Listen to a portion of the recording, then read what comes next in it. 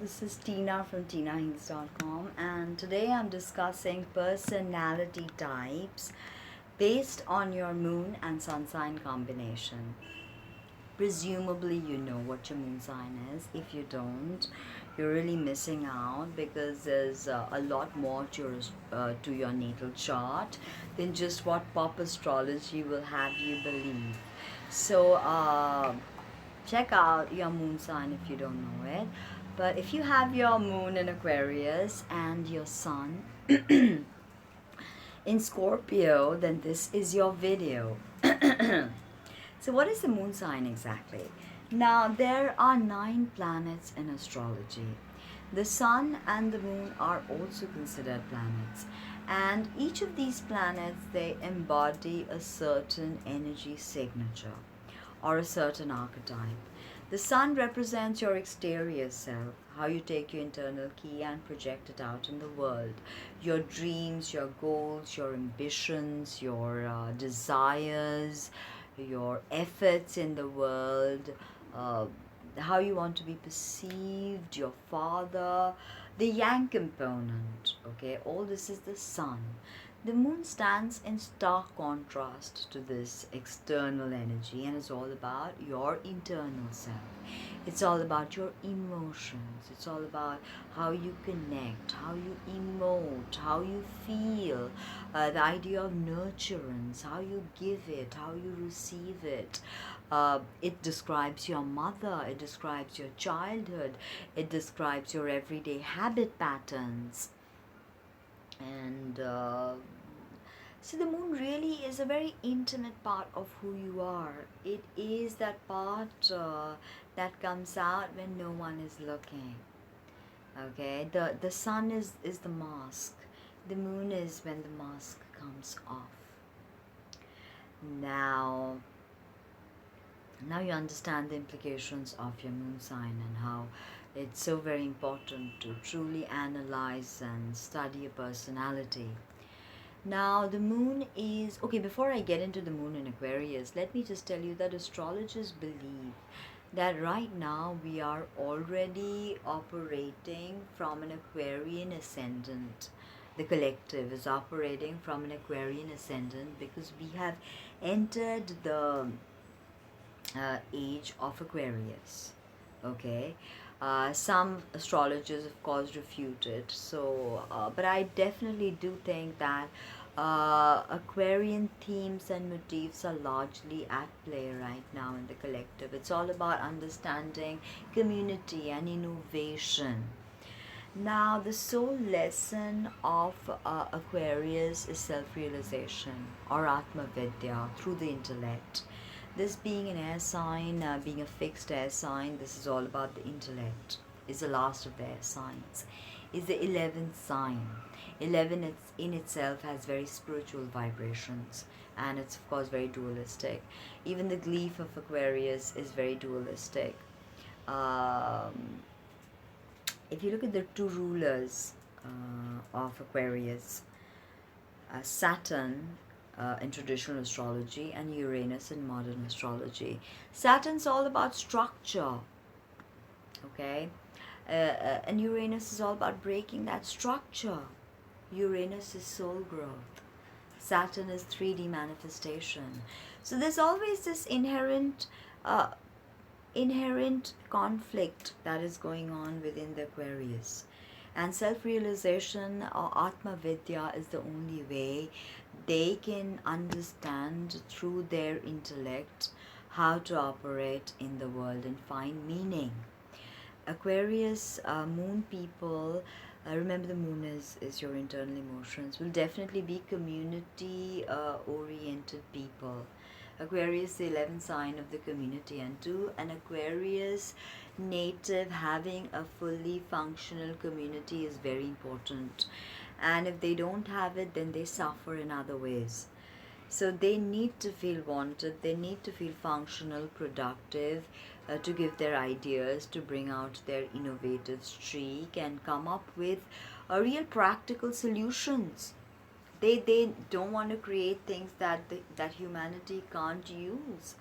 They want to create things that humanity can use. and can benefit from. This is the very ethos of Aquarius, you know.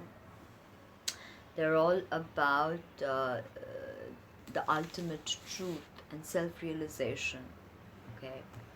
Now, Aquarius moon people definitely are not demonstrative in emotions. Now, no planet is exalted in the sign, not even the sun. So, this of course makes the moon very uncomfortable, and the moon is all about feeling, and Aquarius is not uh, about feelings. They do feel in the larger sense for a group, but one on one, they are emotionally, they do love you. If you have an Aquarius person, you know they love you, or if you're an Aquarius person, but you just can't show love the way a Cancerian would expect you to. Okay, or uh, you know, or maybe a Leo would expect you to, because you're just very private about it somewhere. You tend to have some sort of a boundary when it comes to one-on-one relationships. You're very loyal, and you do need a partner who's different, because Aquarius moon people don't want to adhere or conform in any way. Even their dress sense will be quirky. um, they'll always stand out, you know. So, and this is fixed energy, so there's a sense of stubbornness with this. But if anything, Uranus teaches you that holding on and being stubborn really doesn't work, because when the thunderbolt of Uranus hits you, it's like the card of Aquarius, the tarot card of Aquarius, is actually the star, which is all about healing, and you know, the waters of life pouring from the cosmos, and this beautiful maiden dropping it into manifestation. It's very beautiful there. And so your sun is how you want to be perceived, right? Is in Scorpio, which is a very deep and profound sign, the eighth sign. Sun is in a, sun hates being in Scorpio, so the sun is not comfortable in Scorpio. Moon's not comfortable in Aquarius. So there's this um, two prominent placements are not in harmony. So you may have to put in that extra work to balance and synthesize everything, you know. Because that's what astrology teaches us, to work through archetypes, integrate, synthesize, purge. Now, with your sun in Scorpio, now Scorpio is ruled by Mars and Pluto. Traditional astrology, Mars, modern astrology, Pluto, fixed, stubborn. It's the archetype of the detective and the researcher, because Scorpio likes to get to the bottom of things. It's a very penetrative energy.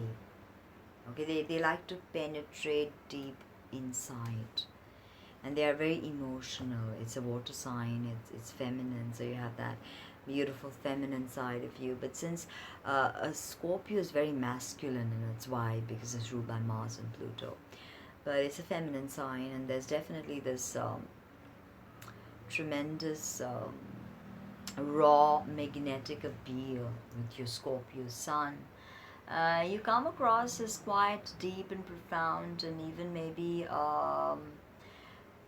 emotionally unpredictable, volatile. You can have a temper with Scorpio. You can be jealous, possessive. See, within a moon in Aquarius, you're not really possessive. You're very broad-minded, very open, very community-related. Scorpions are more, you know, more about, because they are so much about sexuality. So Scorpio natives have a very strong sexual energy about them. Aquarians are not traditional in bed at all. They like to experiment. They like to try new things, you know. Uranus is about the new, Saturn's about the old, but see the inherent duality present in this sign. With Scorpio, they just like to get really down and dirty, if I may say so. So experimentation and down and dirty could work for you, definitely, if you know how to use it. You can have this raunchy vibe to you, but yet have this very, cool intellectual Aquarius thing going, which merged together can be very powerful, can be very magnetic, and can be very stimulating and arousing. And you're very dependable. You've got two fixed signs, so you're very dependable. Although both, as I say that, it's funny because as dependable as they are, they're also very erratic. Very erratic. Aquarius moon, very erratic. Yes, they'll always be there by your side in some way because they are good friends. Okay, they're very good friends. But if you come down to a relationship, then yeah, they can appear very cold and very detached, and so can Scorpio, very cold vibe and very detached. And so that's something that you've got to work through. If that's happening with you, find ways to open your heart chakra. That's all. Astrology uh, is a tool. Use it and find the best of both these energy signatures. The innovator, the eccentric genius, and the researcher. So, how do you combine the two archetypes and really make it work for you? That's up to you. Let me know in the comments below what you think. Don't forget to subscribe, like, share, and check out my body of work at www.tinahicks.com. Thank you. Bye.